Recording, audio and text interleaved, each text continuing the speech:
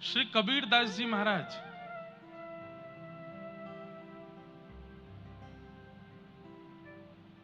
माता पिता के गर्भ से जन्म नहीं हुआ उनका, कैसे प्रकट हुए? हमारे भारत के आचार्य परंपरा के एक आचार्य प्रवर परम पूजनीय प्रातस्मरणीय अनंत श्री विभूषित श्री रामानंदाचार्य जी महाराज, जगत गुरु श्री रामानंदाचार्य जी महाराज काशी में निवास करते थे। तो जब वो अपनी कुटिया पे बैठ करके भजन करते थे तो एक ब्राह्मण परिवार का एक व्यक्ति, उसका नियम था रोज पत्र पुष्प तोड़ करके ले जाना, श्री रामानंदाचार्य जी महाराज को प्रदान करना ताकि वो अपनी सेवा में उसको प्रयोग में ले सकें। सब लोग इधर देखो, ध्यान से सुनो, ध्यान से सुनना। नित्य पुष्प तुलसी जो पूजा की सामग्री होती थी वो चयन करके वो ब्राह्मण देवता जाते और श्री रामानंदाचार्य जी को प्रदान करते। रामानंदाचार्य जी उससे अपनी पूजा अर्चना करते। एक दिन वो ब्राह्मण बहुत अस्वस्थ हो गया, जा नहीं पा रहा था, तो उसने अपनी एक बेटी को कहा कि तुम चले जाओ। दुर्भाग्य से उसकी जो बेटी थी वो बाल विवाह उसका हुआ था और वो बालक अवस्था में ही विधवा हो गई थी, उसके पति नहीं था। पिताजी ने कहा कि बेटी आज पत्र पुष्प तुम दे करके आओ महाराज जी को। वो बालिका निकली। श्री रामानंदाचार्य जी महाराज और भी कई संतों के ऐसे नियम होते हैं कि वो माताएं बहनों से पर्दे में ही मिलते हैं, सन्मुख नहीं मिलते। तो जैसे ही बालिका आई तो एक झीना सा पर्दा लगा हुआ था सामने। उन्होंने तुरंत अंदर से कहा, लाली पत्र पुष्प नीचे से दे दो बाहर। बालिका ने पर्दे के नीचे से पत्र पुष्प दे दिए। अब संतों का नियम होता है कि जब कोई माताएं आती हैं, बहनें आती हैं, तो कुछ ना कुछ प्रसाद जरूर देते हैं। बालक आवे, माताएं आवे, बहन आवे, संत जन कहते हैं रुक जाओ, कुछ लेके जाओ। तो रामानंदाचार्य जी बोले थोड़ी देर बैठो, कुछ प्रसाद देता हूं। अपने ठाकुर जी की आराधना करके ठाकुर जी को निवेदित किए गए जो पुत्र पुष्प थे उन्हीं को लेकर के कहा, बिटिया लाओ अपना पल्लू करो, हम देते हैं प्रसाद।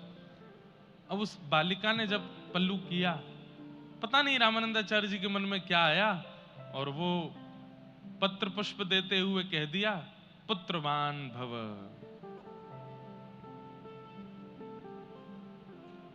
ये आशीर्वाद ग्रहण करते ही वो बालिका तो रोने लगी। बोले तुम रो क्यों रही हो? तो रोते रोते उसने बताया, महाराज जी मैं बाल विधवा हूं, मेरा विवाह हुआ था पर मेरे पति चले गए, और आपने मुझे ऐसा आशीर्वाद दे दिया है कि अब इस आशीर्वाद को ये कैसे फलित होगा, ये कैसे संभव हो सकता है? रामानंदाचार्य जी बोले, हमारे मुख से, हमारे भजन का, हमारे तप का, हमारे वेद अध्ययन का यही फल हमको मिला है कि हमारे मुख से कुछ असत्य नहीं निकल सकता।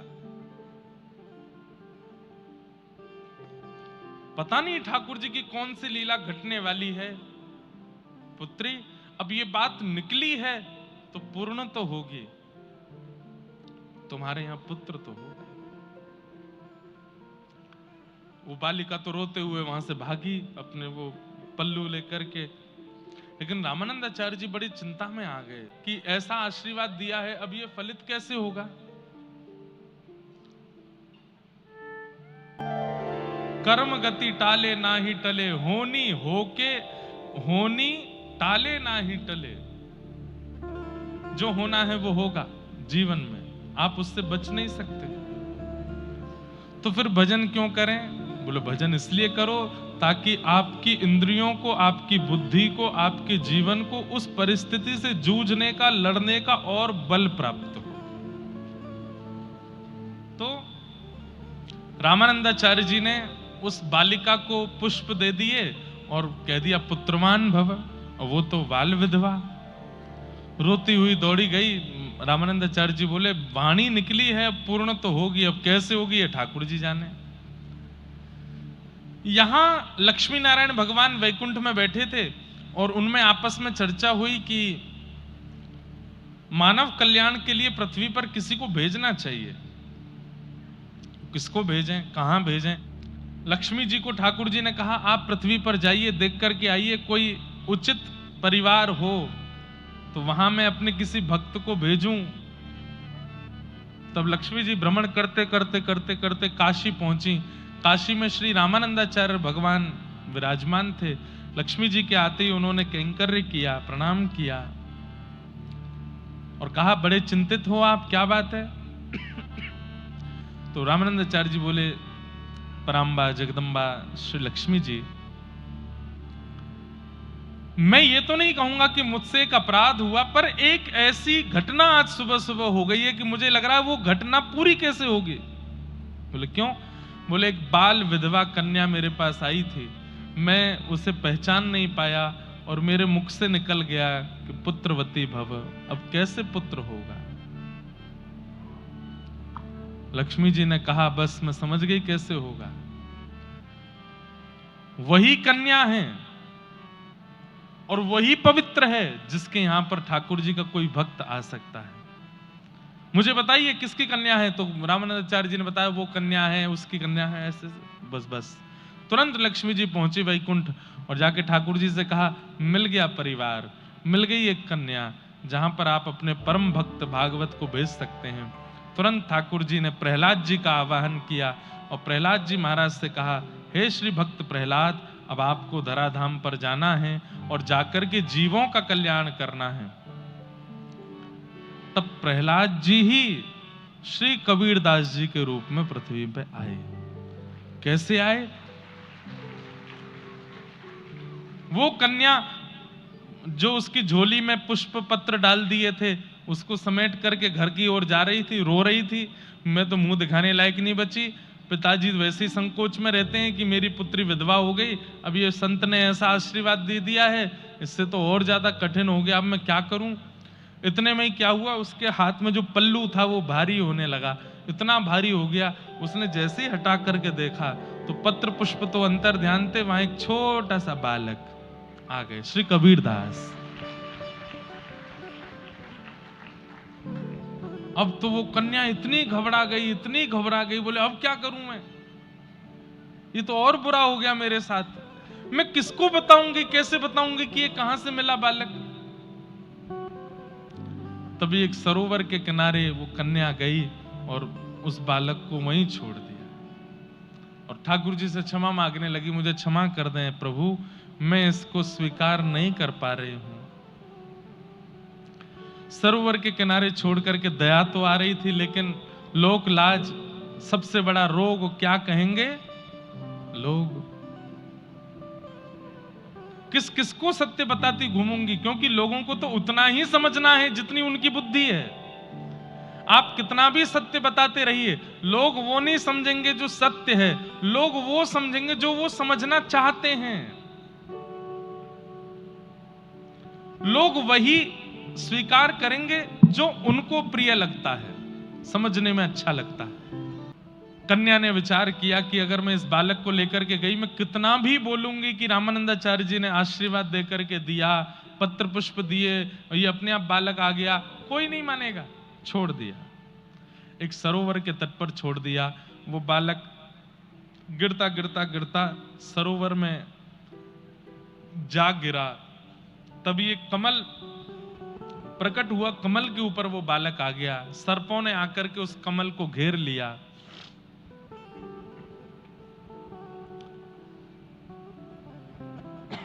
तभी काशी का एक कपड़ा बुनने वाला व्यक्ति, जो कि हिंदू नहीं था, मुस्लिम था, उसके पति पत्नी दोनों जा रहे थे। दोनों की यहां संतान नहीं थी, संतान की इच्छा बहुत ज्यादा थी। सरोवर के तट से निकलते समय उन्होंने जैसे ही देखा एक बालक, बोले देखो हमारे ईश्वर ने हमारी सुन ली, भले ही हमारी संतान नहीं हुई, लेकिन एक संतान बालक दी है, थोड़ी देर हम प्रतीक्षा करते हैं, अगर इसके माता पिता आ गए तो ठीक, नहीं तो हम इसको लेके चले जाएंगे। प्रतीक्षा की, कोई नहीं आया तो उस बालक को लेकर के वे दोनों दंपति चले गए और उसका नाम कबीर रखा। कबीर ईश्वर के द्वारा जो प्रदत्त है वो कबीर है। बाल्यकाल से ही दिव्य चेष्टा, दूध पान नहीं किया। क्यों नहीं किया? क्योंकि मां को दुग्ध आता नहीं था और घर में भेड़ बकरियां थीं। मुसलमान का घर था तो वहां कोई गैया और ये तो थे नहीं, तो उनका भी दूध नहीं पिया, भेड़ बकरियों का भी। मुख खोलते ही नहीं थे, बस नेत्र बंद, मुख बंद, और बस बैठे बैठे बस श्वास चल रही है छोटे से बालक की। माता बड़ी घबराहट में आ गई, बोले ये कुछ खाता पीता नहीं है, इसको कोई नजर गुजर तो नहीं लगी।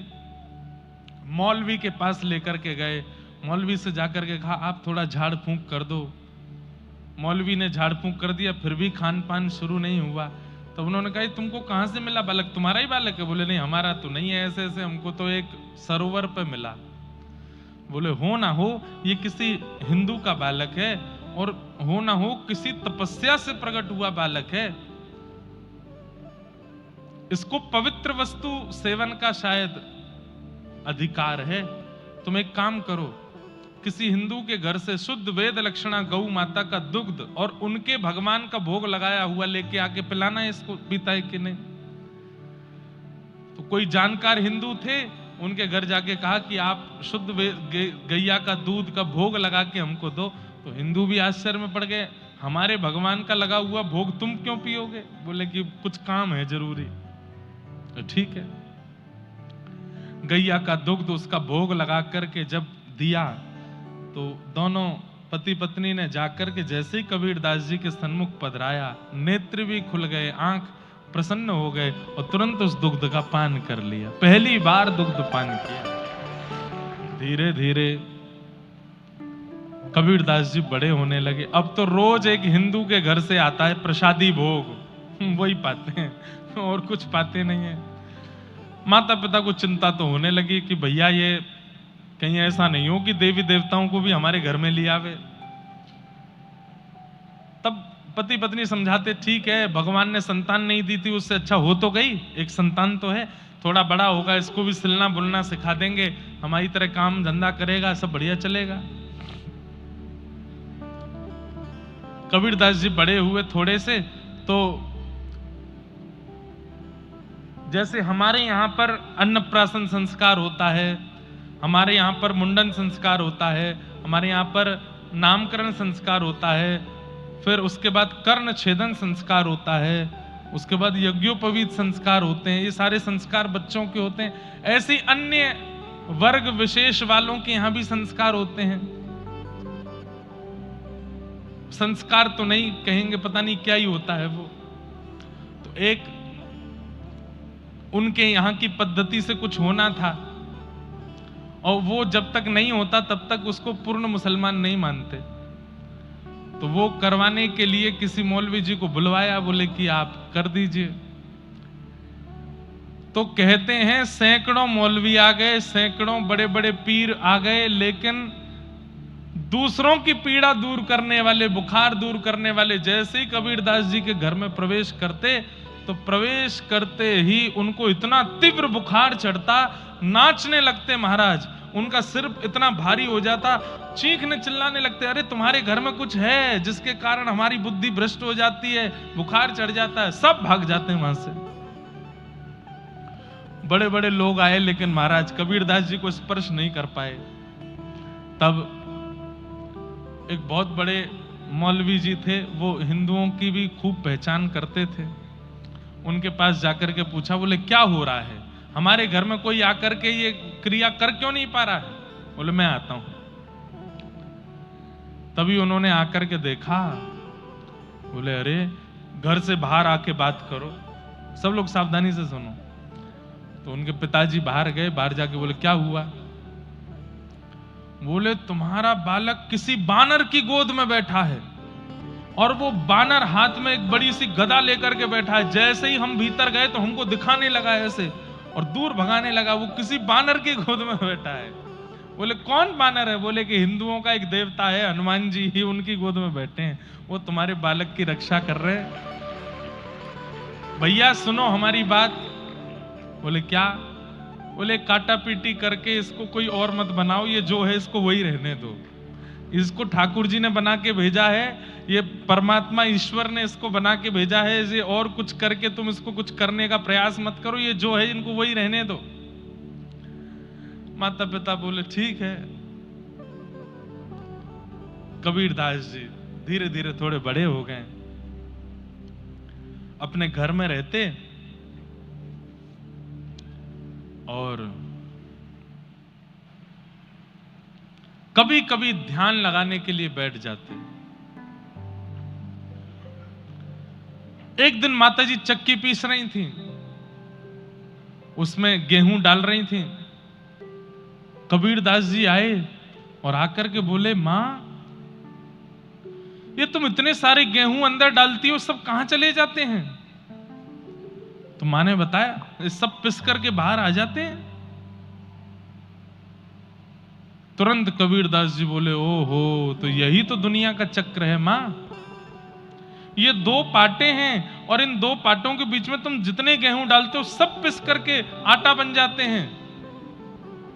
ठीक वैसे ही मैया, ये आकाश भी ऊपर वाला पाटा है, पृथ्वी नीचे वाला पाटा है। इन दोनों के चक्र में मैं, आप और ये पूरी दुनिया पिस रही है मां। हम सब पिसने के लिए आए हैं यहां पर, कोई नहीं बचेगा। एक दाना भी अगर इस पाटे के अंदर चला जाता है तो पिस करके ही निकलता है। पिसना मतलब दुख, दारिद्र, संकट, कष्ट ये होंगे ही होंगे जीवन में। जन्म लिया है पृथ्वी पर और इनसे कोई बचा हुआ है ऐसा कोई व्यक्ति नहीं हो सकता। सबके जीवन में कष्ट, दुख, दारिद्र, पीड़ा सब आता है। तभी मां बोली नहीं, कुछ दाने बच जाते हैं। बोले कौन, कहां है मां? मुझे तो सब पिसे हुए दिख रहे हैं। तो मां ने पाटे उठा करके दिखाया तो बीच में एक लोहे का कुछ डंडा था, उसके नीचे 2-3 दाने बच गए। बोले ये बचे हुए। तुरंत कबीरदास जी के नेत्र सजल हो गए। बोले कि मां अब मैं समझ गया। बोले क्या? इस पृथ्वी रूपी चक्की में सब आते हैं, आकाश और पृथ्वी के चक्की में सब पिसते चले जाते हैं, लेकिन ये बीच में एक लोहे का तंतु है, इसके नीचे जो छुप जाता है उसको ये पृथ्वी और ये आकाश और ये सब पिसा नहीं पाते। ये तंतु ही श्री गुरुदेव के चरणारविंद हैं। जो इन गुरुदेव के चरणार बिंदों के नीचे आ जाता है, जो राम नाम के चरणार बिंदों के नीचे आ जाता है, जो ठाकुर जी के आश्रय के नीचे आ जाता है मां, वो 2-4 ही होते हैं। हजारों डाले जाते हैं दाने पर, 2-4 ही बच पाते हैं। वो 2-4 वही बचते हैं जो ठाकुर जी के चरणाश्रित हो जाते हैं। चलती चाकी देख के देत कबीरा रोए, 2 पाटन के बीच में साबुत बचा न कोई।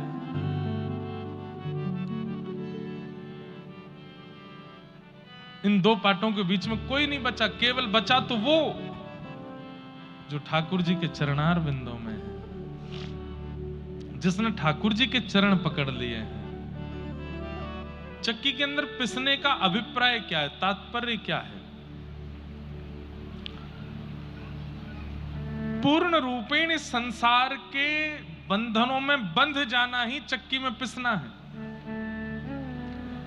अब देखो एक बात आपको बहुत पते की बता रहे हैं, इधर देखो सब लोग ध्यान से सुनो। कई लोग कथा में बैठे हैं, वो लोग जब कथा के भाव सुनते हैं तो उनके मन में आता है कि ये महाराज जी 25 साल पहले क्यों नहीं आए हमारे जीवन में। 25 साल पहले हमने ये बातें सुन ली होती तो फिर बहुत कुछ सुधर गया होता। अब तो हमने ये भी बंधन कर लिया, अब तो हमने वो भी बंधन कर लिया, इतना कुछ बिगाड़ लिया, अब तो कुछ समझ ही नहीं पा रहा है। इसका मतलब क्या है? जिनके मन में ये भाव आता है ना कि यार 25 साल पहले हो जाता तो बढ़िया रहता, तब थोड़े समझ जाते हम। हमें कोई इतनी बातें बता देता, इतना समझा देता, इतना व्यवस्थित कर देता तो हम शायद इतने बिगड़ ना पाते। पर वास्तविकता यह है जो ऐसा सोच रहे हैं वो पिस चुके हैं, अब कोई चारा नहीं है, अब पिस गए आप। पर जितने युवा भाई बहन बैठे हैं कथा में, अब उनके माता पिता कहते हैं भाई तू तो समझ सकता है, तू तो संभल सकता है अभी भी, लेकिन युवाओं के ऊपर अलग ही रंग चढ़ा होता है। ठीक है, हमें मत समझाओ, हम देख लेंगे, हमें जो करना है। पर आगामी 25 साल बाद जो आज कथा युवा सुन के जा रहे हैं, वो भी यही कहने वाले हैं कि यार उस समय मान ली होती बात तो इस संसार चक्र में हम भी बच गए होते। बहुत तगड़ा चक्र है और इसमें पिस ही गए हैं। और इसका उदाहरण दें, महाभारत युद्ध में कौरवों के पिताजी, क्या नाम है उनका, क्या नाम है, धृतराष्ट्र। धृतराष्ट्र को किसी ने जाकर के समझाया कि तुम जो कर रहे हो वो अधर्म है। तो धृतराष्ट्र क्या उत्तर देते हैं कि जानामि धर्मम न च मे प्रवृत्ति, जानाम्य धर्मम न च मे निवृत्ति। मैं जानता हूं कि धर्म क्या है और मैं जानता हूं कि अधर्म क्या है, पर जानते हुए भी कि ये धर्म है, मैं पता नहीं क्यों कर नहीं पा रहा हूं, और जानते हुए कि जो कर रहा हूं वो अधर्म है, उसको छोड़ नहीं पा रहा हूं। और अब बहुत देर हो चुकी है, अब मैं इस चक्र से निकल नहीं पाऊंगा, अब तो नाश होकर के ही मेरा कल्याण होगा। इसका मतलब क्या है, वो जानते थे कि अब मैं फंस गया हूं इस संसार चक्र में, अब तो पिस करके ही निकल पाऊंगा बाहर। कुंभकर्ण जब समझाते हैं रावण को, तो कुंभकर्ण कहते हैं भैया तुमने संतों के यज्ञ में विघ्न किया, तुमने ऐसा किया वैसा किया, यहां तक भी बात ठीक थी, लेकिन किसी की पर स्त्री का अपहरण किया, ये अच्छा नहीं किया भैया, ये अच्छा नहीं।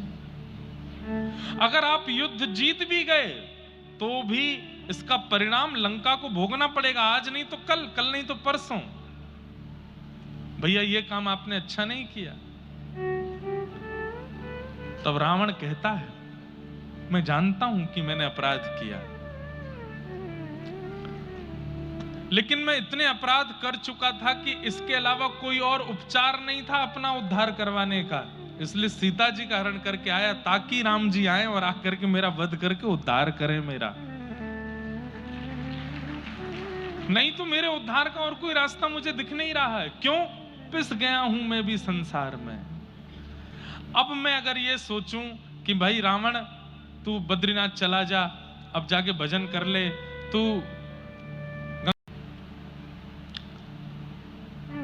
कबीरदास जी को अपना कबीरो लिखना भी नहीं आता था, पर इतने बड़े कवि हो गए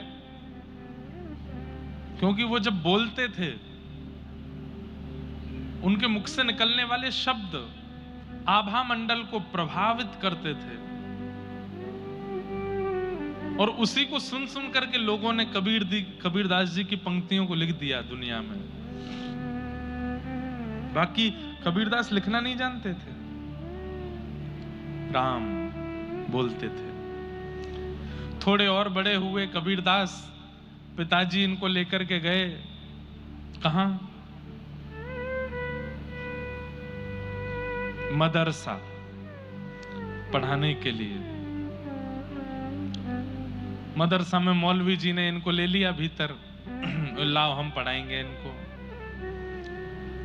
मौलवी जी पढ़ा रहे थे, पढ़ाते पढ़ाते कोई काम आ गया तो बच्चों को बोले तुम लोग तैयारी करो मैं अभी आता हूं। बाहर गए तो कबीरदास जी ने सारे बच्चों को राम राम राम बोलना सिखा दिया। बोलो बच्चों राम राम। अब सारे वहां पर जो मदरसे में बच्चे पढ़ने आए वो सब राम राम राम राम राम उच्चारण करने लगे। कबीरदास जी बोले ऐसे नहीं, नेत्र बंद करो, मेरुदंड कमर का सीधा करो, दोनों भुजाओं को बिल्कुल ऐसे रखो। बोले इससे क्या होगा? बोले इससे वो ईश्वर, वो परमात्मा जिसके हमारी माता पिता आराधना करते हैं उसका दर्शन होगा। बोले अच्छा, और क्या होगा? बोले वो ईश्वर मिल जाएगा तो जो चाहोगे तुमको खिलाएगा, जो चाहोगे पिलाएगा। सब बच्चे आकर्षित हो गए बात से। बाल चेष्टा, बालकों को जैसा बता दो, उनके अंदर छल नहीं है ना, उनके अंदर कपट नहीं है, वो विश्वास से युक्त होते हैं। छोटे बच्चों की एक खूबी होती है, उनमें विश्वास की पराकाष्ठा 99% होती है। उनको अगर बोल दो तू सो जा, शाम को तुझे बाजार लेके जाएंगे, तो सो जाएगा, क्योंकि विश्वास इतना करते हैं वो। देख तू खा लेगा ना, हाँ तू खा लेगा तो फिर तेरे को कल वो वाला टॉय दिलाएंगे, तो तुरंत खा लेता है। क्यों? विश्वास की पराकाष्ठा 99% होती है। फिर हम ही छल करके, कपट करके, उसकी इच्छाएं पूरी ना करके, उसको विश्वास को तोड़ करके उसको कपटी बना देते हैं। उसको बार बार हम जब विश्वास दिलाते हैं कि हम ऐसा करेंगे, तू करेगा तो हम ऐसा, और नहीं करते तो धीरे धीरे उस बच्चे को समझ आने लगता है कि ये झूठ है, ये कपट है, और फिर वह भी वो करना सीख जाता है। भैया ये परिवार चार दीवारी के भीतर वाला ही बच्चे का निर्माण करता है। कोई समझे तो सही, कोई परखे तो सही। बाद में फिर रोते हैं 15-16 साल की अवस्था में, ये बच्चा ऐसे कैसे बिगड़ गया। वो बिगड़ा नहीं है, उसकी बचपन में आपने ऐसी क्रियाएं की हैं कि उसकी बुद्धि ऐसी हो गई।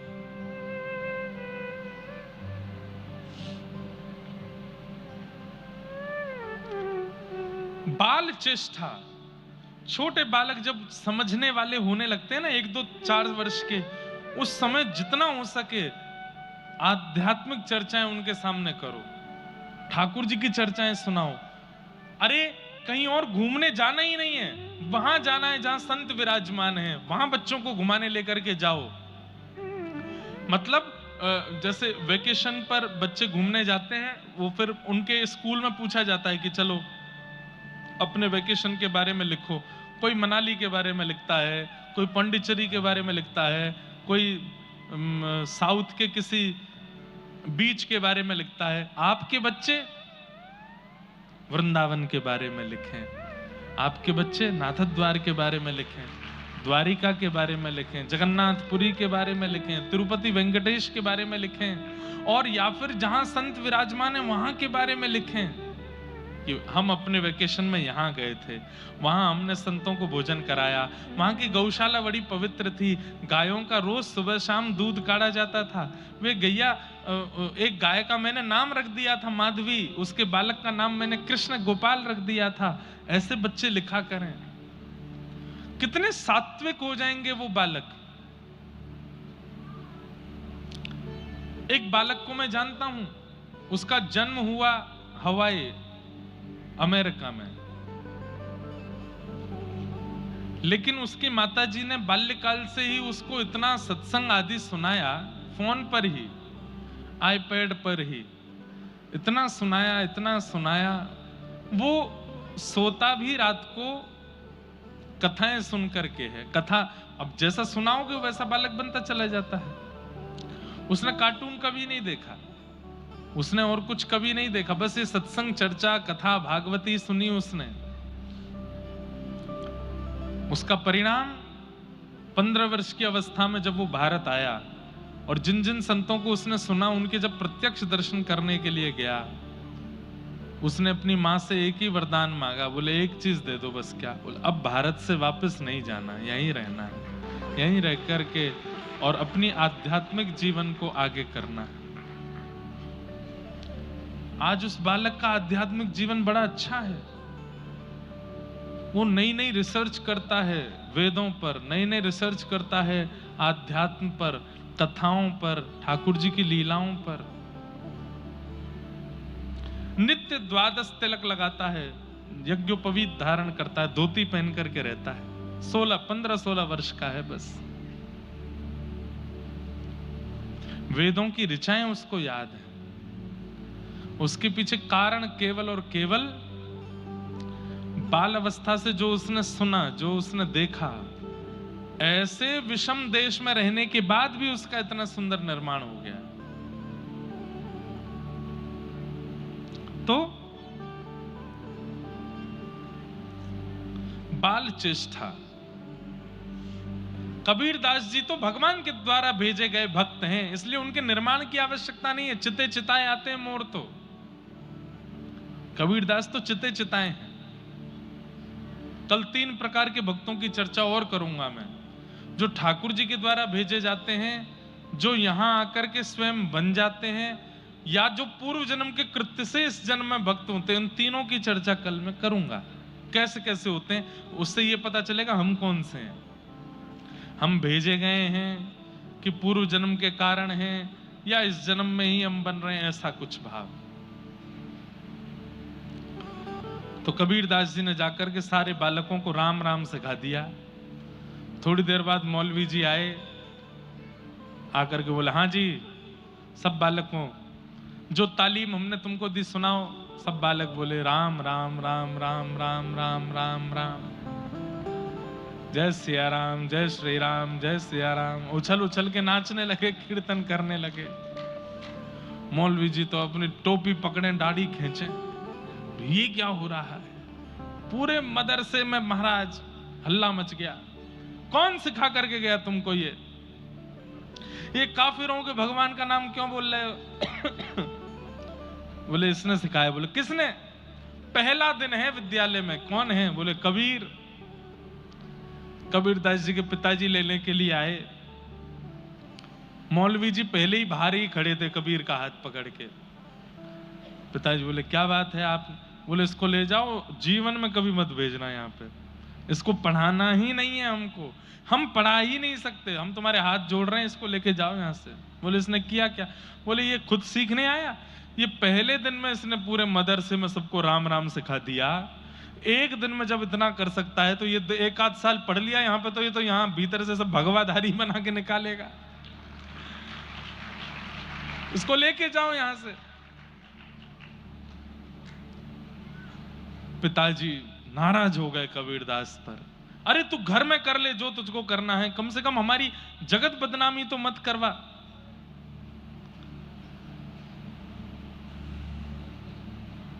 घर में आके मां ने समझाया, खूब डांटा। बोले क्यों करता है तू?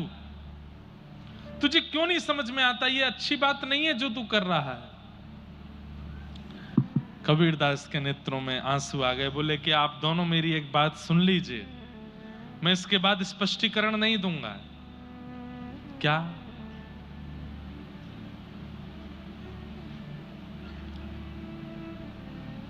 माई मोहे एक राम सो काम, माई मोहे एक राम सो काम, झूठो है सारा जग कितना झूठा है सारा जग कितना, झूठा है सारा जग कितना झूठा है सारा जग कितना, यहाँ नहीं है कोई अपना, यहाँ नहीं है कोई अपना, माई मेरे एक राम सो काम, माई मेरे एक राम सो काम। जब कबीरदास से बोलने लगे, खड़ी खड़ी इनकी मां रोने लगी, और वो बात मुख से निकलने लगी जो कभी कोई मां अपने बालक के लिए नहीं सोच सकती। क्या? ये 2 अक्षर तेरे मुख से निकलते हैं तो मेरे मन में आता कबीर कि तू मर क्यों नहीं जाता, तू जीवित क्यों है? ऐसा बालक क्यों है हमारे घर में जो ऐसी बात करता है? थाड़ी रोए कबीर की मैया, थाड़ी रोए कबीर की मैया, थाड़ी रोए कबीर की मैया, थाड़ी रोए कबीर की मैया। और क्या कहे, ए लड़का क्यों जीवे खुदैया, ये लड़का क्यों जीवे खुदैया। अरे ये जीता क्यों है, इसके प्राण क्यों नहीं चले जाते? इसके बचपन से अब तक सब ऐसे कारनामे करता है, राम बचता है। इसके पास कोई मौलवी आने में डरते हैं, क्यों? कहते हैं कोई बानर की गोद में बैठता है। अरे कुछ भी खाता पीता नहीं है, हिंदुओं के घर से उनके देवताओं को भोग लगा करके लाओ, वो खाता है, वही पीता है। कहत कबीर सुनो री मैया, कहत कबीर सुनो री मैया, देवन हारा त्रिभुवन राय, देवन हारा त्रिभुवन राय। हरी मैया मेरे चित्त में कौन बैठा है? बोले त्रिभुवन राय। राय कहते हैं राजा को।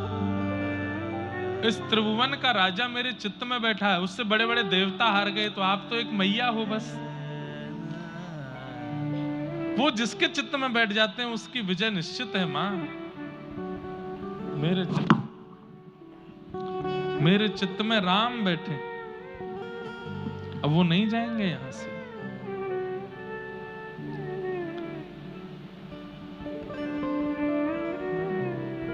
राम। ऐसे श्री कबीरदास बाल्यकाल में ही ठाकुर जी के हो गए। क्यों? क्योंकि ठाकुर जी ने ही भेजा है। अच्छा, सूरदास जी के पद, मीराबाई के पद, अन्य अन्य भक्तों के पदों में आपको लीलाओं के दर्शन होंगे। ठाकुर जी की लीला, ठाकुर जी के रस का आस्वादन होगा। पर कबीरदास जी के पदों में केवल डांट फटकार है। सबको सिखाने के लिए आए हैं कबीरदास। ठाकुर जी ने इनको केवल शिक्षा देने के लिए भेजा, दुनिया को सिखा के आओ। इसलिए कबीरदास जी के पदों में ज्यादा रस, ज्यादा लीला, ज्यादा भाव, ये सब नहीं है। एक कबीरदास जी का बहुत अच्छा पद है, सुनाऊं।